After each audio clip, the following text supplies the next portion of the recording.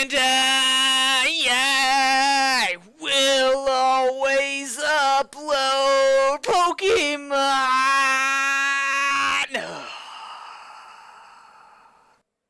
Hello everyone, this is ProPokeNoob, back today with a Pokemon battle of the Pokemon variety. It's not Legend of Zelda, what the hell, noob? Well, you know, I have a whole bunch of battles saved up, and by a bunch I mean 5, so I'm gonna get those recorded for you, and give you some Pokemon content, because I think you guys deserve it. You've been fantastic for sticking around, thank you very much. Have you been enjoying the Legend of Zelda Let's Play? That's excellent. There's also another Let's Play I'm going to point to you in the description below. Is going to be a link to the Guild of Dungeoneering. It is a Twitch exclusive series that I will be just highlighting there. So if you guys want to check it out, twitch.tv/ProPokeNoob, you can go to my profile and you can go find those videos. If you want to watch Guild of Dungeoneering, we're actually having quite a blast with it. So that's the thing. But today we have a mono-type match against a person by the name of, I think that's Boomerang Ranger. It got cut off. Yeah, Boomerang Ranger. Yeah, there you go. Boomerang Ranger. I don't know why it's cut off. But either way, it's Mono Fire versus Mono Fighting. I may have showcased before, but just in case I haven't, I have 2 Scarfers on this team in the form of Infernape and Victini. Defensive Rotom Heat. That is a Choice Banded Adamant Darmanitan, I want to say. That is a Charizard Y, obviously just a standard one. And that is a Magma Storm Heatran for trapping walls. Basically, the whole idea behind this team is basically soften stuff up. We don't have many ways to switch in. It's basically a glass cannon team. Use Heatran and Rotom Heat to try and get the right attacker and try and take out as many pokes as possible, if not take out entire teams. It's actually been doing quite well for me on the ladder. Looking at my opponent's team, the main Pokemon that I am worried about are the Mega Gallade and the Terrakion. If the Terrakion ends up being Scarfed, or some type of Focus Sash variant, it's going to be difficult for me to actually get in and survive to give a hit, because my team is pretty much going to die to, you know, rock, ground. That's basically the whole story of this team. It's you know, you got to get in with the right attackers and, you know, not die. So, in the ways of leads, I didn't know what he was going to lead off with, but I figured as much that he might just lead off with anything that might be slower than my Infernape, so Choice Scarf Infernape is going to come out. He's going to lead off with his own Infernape. I end up going for U-turn, off chance he's Scarf with Earthquake. I am going to switch out to my Rotom Heat because it can check the physical attacks. He ends up going for Taunt, so he's a lead Infernape, which means he's most likely going for Stealth Rock here. I'm going to go for the Volt Switch to go back out into my Infernape, knowing that now he doesn't have a Sash. That's going to be intact, which means I could just go for the Scarf Close Combat. Now, in the back of my mind, I'm constantly thinking about that Gallade because it can switch in on a fighting move. At the same time, it hasn't Mega'd yet, so its defense, I don't remember if its defense goes up. Regardless, I don't want to have to worry about it. He's going into his Terrakion. I need to make sure if this thing is Scarfed or not, so I'm going to switch in Rotom Heat. He does end up going for Stone Edge, which is going to kill me, but I can go into Heatran to check to see if he is Scarfed. If he is Scarfed, I get to trap him with Magma Storm, but he doesn't know I have that yet. But he does switch out, which makes me believe he is Scarfed. He's going to go into his Hitmontop, which is perfect because that is a wall that I want out of the way, so I will go for the Magma Storm.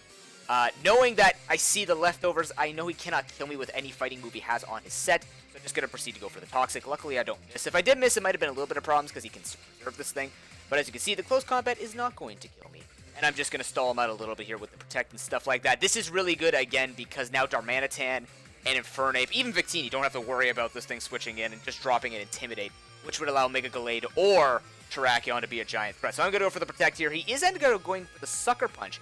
Now, the thing that I didn't even think about is he could have gone for maybe Rapid Spin. I think Rapid Spin works on Magma Storm. You don't run into it every day.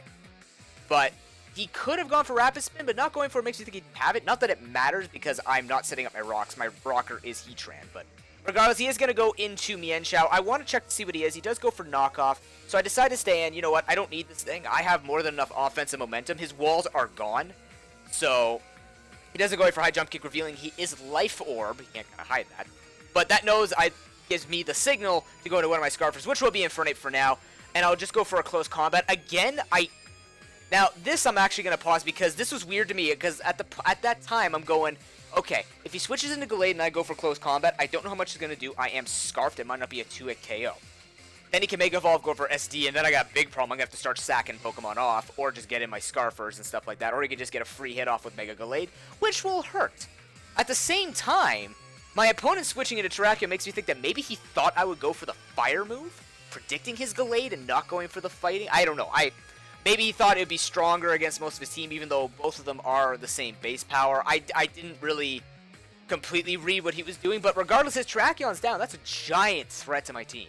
So now that that's gone, I basically can preserve this by sending in a Pokemon that can kill Gallade.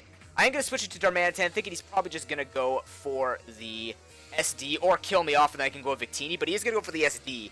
And I'm like, okay, Shadow Sneak doesn't do anything. And you don't see this every day. Choice Band Adamant Flare Blitz from a Darmanitan. It's like 624 attack.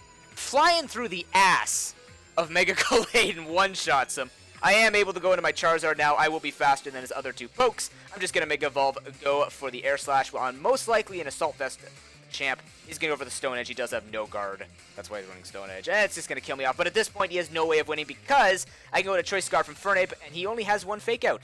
Unless he switched out here, but then he would have died. I'm just going to go for the Sun-boosted Flare Blitzes because that's going to ensure that I win. And on the off chance, for some reason, that his Mienshao live through some miracle, which it's not going to.